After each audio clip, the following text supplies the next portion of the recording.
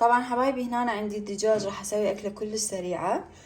هاي افخاذ قطعتها وتبلتها بالتتبيله مال بهارات دجاج، وخليت بابريكا وخليت فلفل شوية حار، يعني مو حلو هواي، خليت لان تدرون الجهال، فخليت شوية همات رشة، وخشوقة مال طعام معجون طماطة، وشوية دبس الفليفلة اللي هو المعجون مال الفلفل الأحمر، وشنو ضفت بعد؟ ولمندوزي وملح ونعناع وشويونة كاري، شويونة يعني مو هواي، ما اريد الطعم يركز، شويونة بس هيك رشة خفيفة، وثوم باودر رشيت عليهم وخلطتهم سوية وخليتهم. طبعا تقريبا صار لهم ساعة هيك شي لحد ما نظفت البيت. هسه راح اعلق عليهم النار، وضفت عليهم زيت زيتون هم شوية لان ما يصير بدون زيت، وراح اعلقها عليهم النار واغطيهم. اول شي نار شوية تكون وسط، يعني مو حيل حيل عالية ولا حيل حيل ناصية، وسط على مود يتبل ويذب مية وتستوي بالتتبيلة مالته. فهمتوا علي شلون؟ بعدين بالاخير راح استخدم الباربيكيو صوصة، طبعا راح تعطي طعم كلش رهيب. وهسه اشوفكم يعني ان شاء الله همات من راح يستوي. وهنا أنا راح اخلي وياها همات معكرونية، هاي خليت هنا تستوي، هم راح اسويها بالصوصة البيضة، دا انتظرها تنسلق وبعدين انشف المي مالها. وهاي حبايبي المعكرونية صارت جاهزة، شوفوا شلونها، بس بعد لها شوي وانا بس تدخن واطفيها. طبعا خليت لها بعد ما انسلقت صفيت المي من عندها، وضفت عليها حليب وجبن السائل، او يعني اي جبن موزاريلا اذا عندكم هم ما تقدرون تضيفون، او جبن سائل هذا الكريمي هم ما تقدرون تضيفون. وباربيكا باربيكا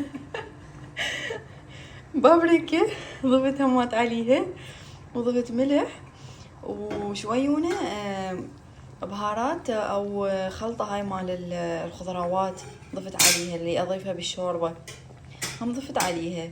واذا ما متوفرة عندكم عادي تقدرون تلغوها، هي حالتين طعمها طيب حيصير.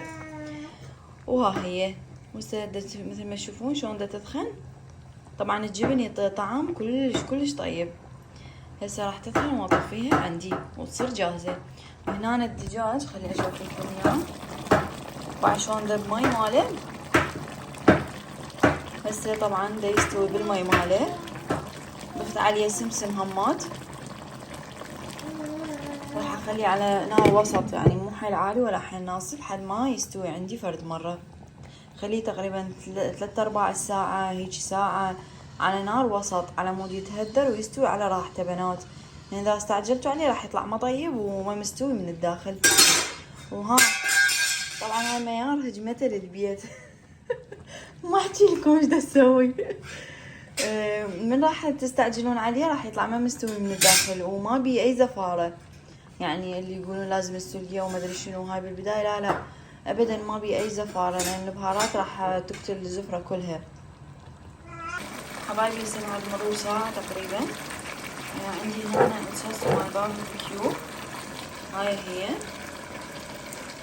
شوفوها، حاضيفها على الدجاج لان بدت الصلصة مالته تنشف.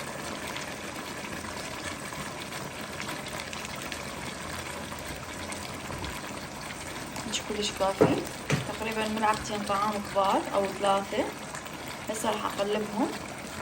هذا شكلها حبايب بعد ما قلبتهم تقريبا صاروا عندي جاهزين، يعني يرادوا بعد 11 دقائق بس. عليت شوية نار جواها، هسه اصبها ان شاء الله واشوف لكم اياها حبايبي. طبعا طعمها كلش كلش طيب، خاصة لما نضيفون عليه الباربيكيو تعطي طعم كلش مميز، يعني لازم تجربوها. وهاي حبايبي لليوم الدجاج سويته، طبعا كلش كان سريع وسهل، يعني لحد ما كملت تنظيفي يعني خلصته. والباستا همات كلش طيبة. طبعا الدجاج ما احكي لكم عليه شلون استوى، صار هيجي عبك حلقوم، والصوصة اللي وياه تخبل، فانصحكم تجربوها. إن شاء الله تعجبكم يا ربي.